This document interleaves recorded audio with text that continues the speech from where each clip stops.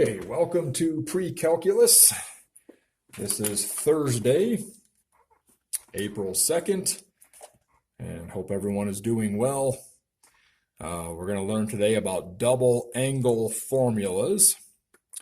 And if you would, copy those three formulas down. You'll need them for what we're going to do. Pause the screen and copy them. Okay, welcome back.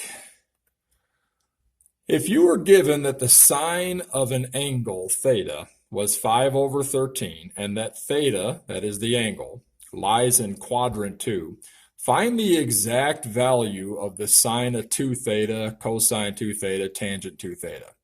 If you want to read my notes here and pause the screen, try to just do the first one only, and then we'll check it. Okay, if you couldn't get the first one, then here's the procedure. The answer for the first one is negative 120 over 169. And the way we approach this is, since the sine of theta is 5/13, and it tells you that it lies in quadrant 2 is over here, and this is 1, then you know that the angle is going to have a 13 for the hypotenuse, and it's going to have 5 for the opposite side. There's the angle right there. It's in quadrant 2, okay? Opposite over hypotenuse. Okay, that's the sine, 5/13. So using a squared plus b squared equals c squared, we'll figure out what the unknown side is. The a side is 5 squared plus the b squared equals the 13 squared.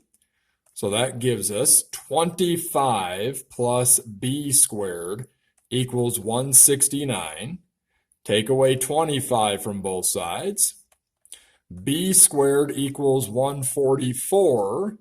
The square root makes b equal to 12. But be careful. It's negative 12 because you're in quadrant 2. This is x and you're going back. Okay, so establishing that it's negative 12, let's figure out the sine of 2 theta.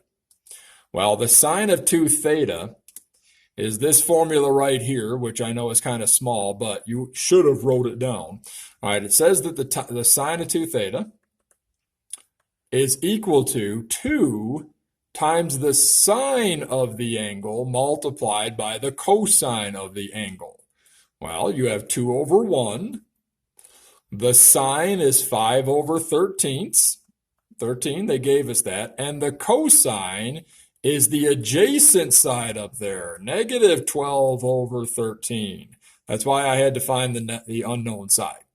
Okay, multiplying straight across, we have 10 times 12, but it's a negative, so negative 120, and 13 times 13 is 169. And that's the same answer as what we have at the top, negative 120 over 169. Okay, pause the video and see if you can do the cosine of 2 theta without my help. Welcome back. The answer should have been 119 over 169. Now let's see why.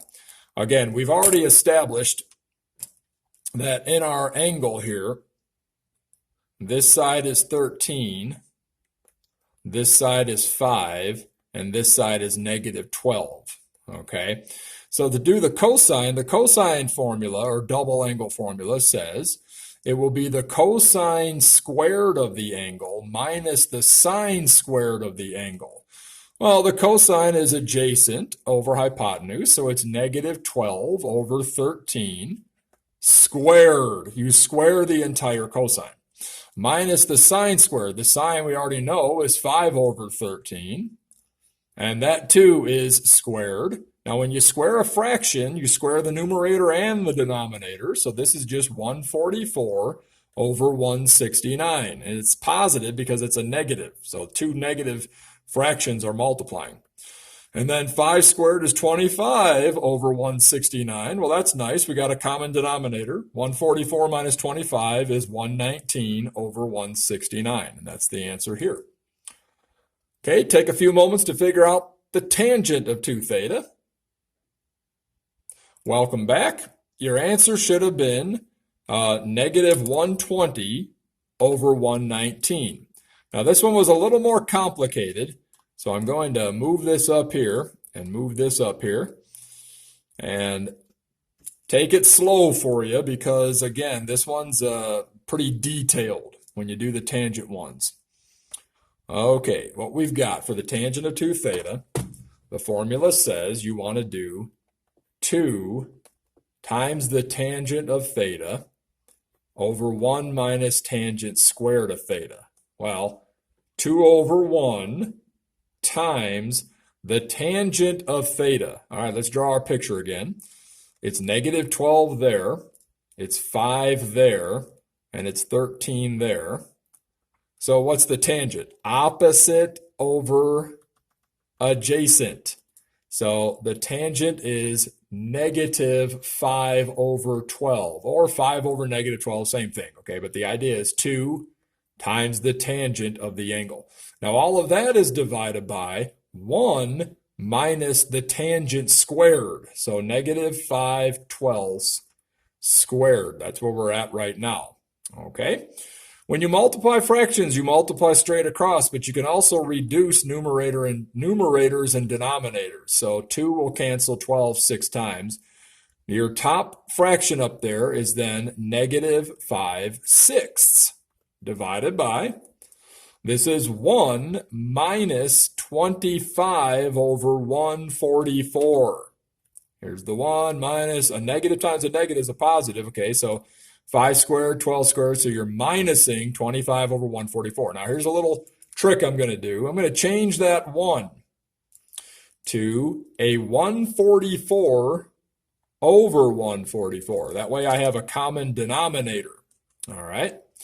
Okay, so here's everything so far, like that. All of that in there. Focus your eyes there. You have negative 5/6 divided by 144 minus 25 is the 119 again over 144. And question, how do we divide fractions? Because that's what this is. This right here is a big division problem. What it's saying to you, it's saying negative 5/6 divided by 119 over 144. So now it's negative 5/6 times 144 over 119. That's how we divide fractions. We multiply by the reciprocal. Now remember, before you multiply straight across, see if your numerators and denominators will reduce.